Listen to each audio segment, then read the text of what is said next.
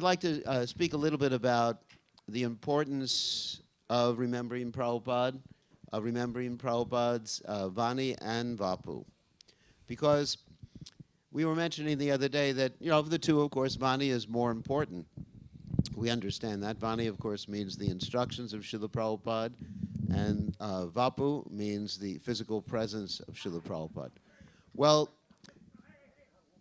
interestingly enough, the Vapu, or physical presence of Srila Prabhupada, was also instructive to us.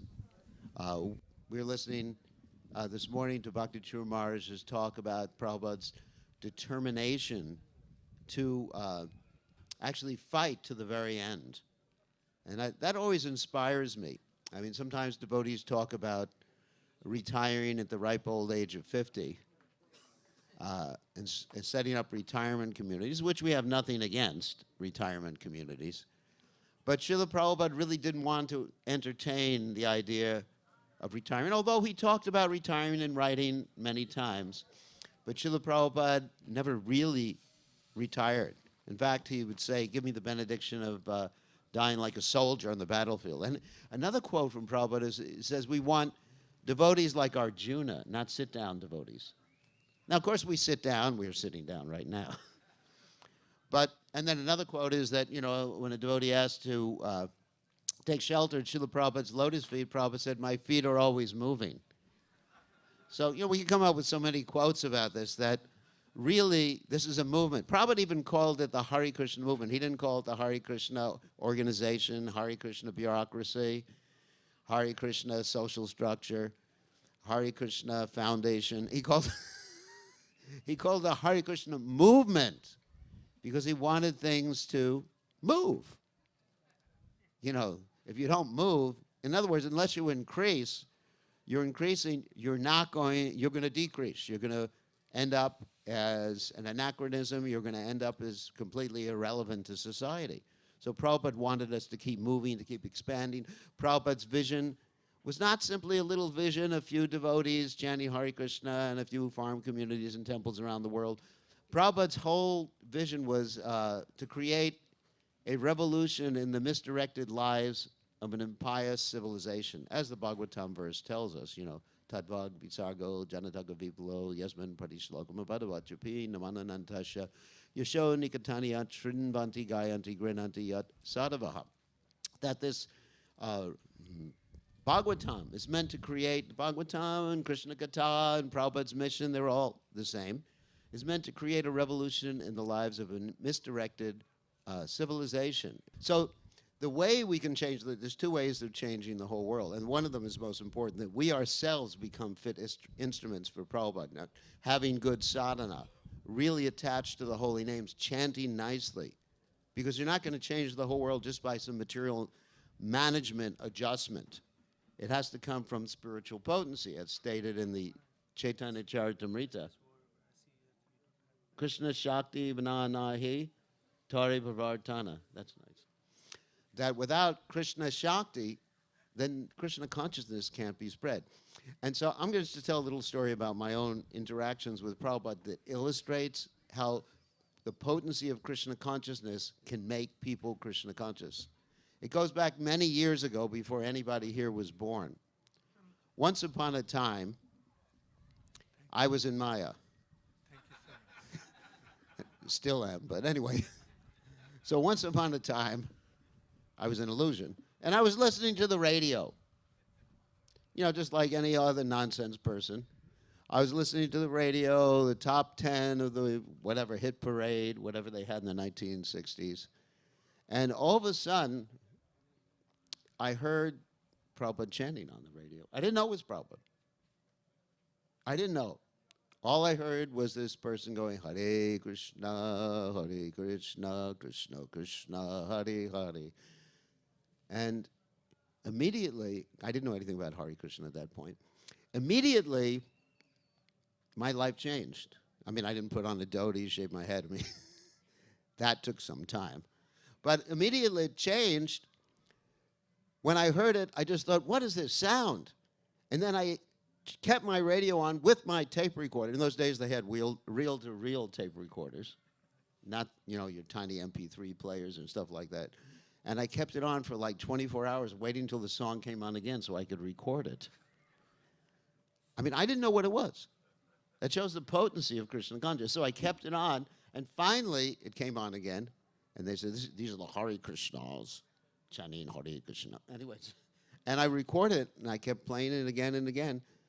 And guess what? You know, I gave up eating meat. I mean, I didn't even know what was happening. This is the potency of a pure devotee. So I gave up eating meat. I started, you know, I was already following the other regulated principles. And I somehow or other became attached to the chanting of the Hare Krishna. I didn't even know what the chanting was at that point. About 6 months later, someone gave me a Krishna book. And I read about some little blue boy stealing butter and feeding it to monkeys. I didn't even know who he was. But Prabhupada's potency was so great that I couldn't get the thought of that little blue boy out of my mind. I said, I'm going crazy. Little blue boy. Who's blue? Who's ever seen a blue kid except someone dying of asphyxiation or something like that?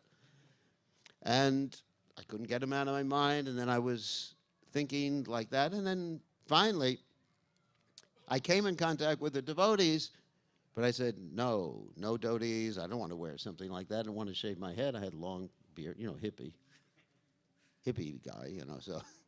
And then, actually, it was funny. When I did join the temple, Rita Ananda Maharaj said to me, he was a householder at that time, they shaved my face. He said, I can see you for the first time. So, you were hidden behind all that hair. So, and then it was Prabhupada, meeting Prabhupada in 1971 that got me to do what I didn't want to do, shave my head, wear a dhoti, and move in the temple, wake up at 4 o'clock in the morning and do all these other things. So it was directly Prabhupada's potency that really entered into my heart, as described in the Bhagavatam by Lord Kapiladev, Bhavanti Ritkarna Rasayana Kata Tajoshana Dashu Apavarga Vartmani Shadaratir Bhakyanukramishati Satam Prasangam.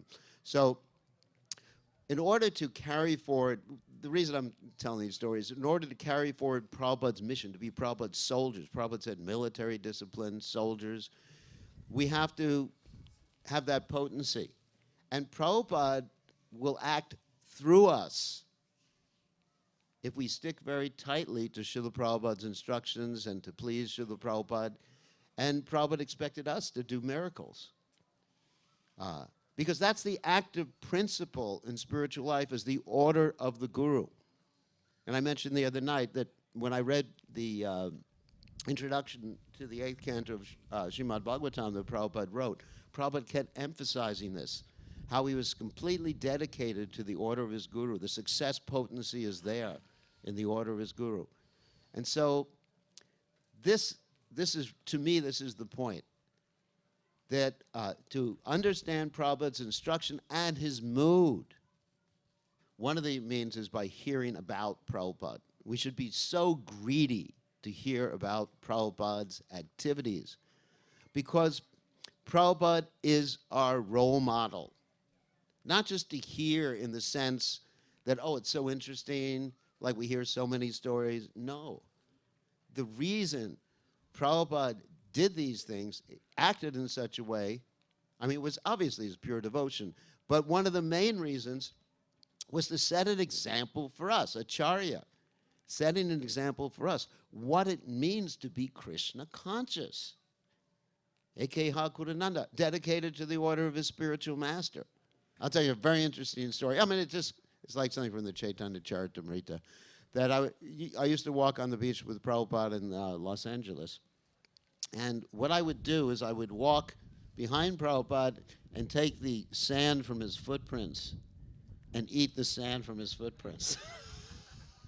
Because it's mentioned in the Chaitanya Charitamrita, the foot bathing water, the prasadam remnants, and I used to steal the prasadam remnants too.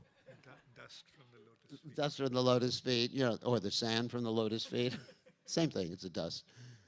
And, another time, so we should be greedy. Of course, this is when Prabhupada is physically present. Another time I arranged a reception for Prabhupada in Dallas, Texas, 1972 or 73. And I grabbed the plate after we offered Prabhupada in the VIP room there. And I grabbed it, and I wouldn't share it with any of the other devotees. I basically ate everything, the orange peels, the grape stems, and I would have eaten the plate too, had it not been metal. So, so the same greed that I had back then, we should have for hearing about Prabhupada and understanding Prabhupada's mood. That's the point. Greed, intense hankering, loyum. That's the price for pure devotional service. Not simply, oh, I want to be a gopi, I want to be a gopi, I want to be a gopi. That's not our method, according to Prabhupada. Our method is Yasha Prasada, Bhagavad Prasada, Yasha Prasada, Nagati Katopi. Not only by pleasing, but I'm enthused. I want to please. My whole life is dedicated to pleasing. I'm greedy to pleasing Prabhupada. And that's the loyum that will get us to the pure devotional platform and enable us to save the whole world. Je anilo premadana karuna prachu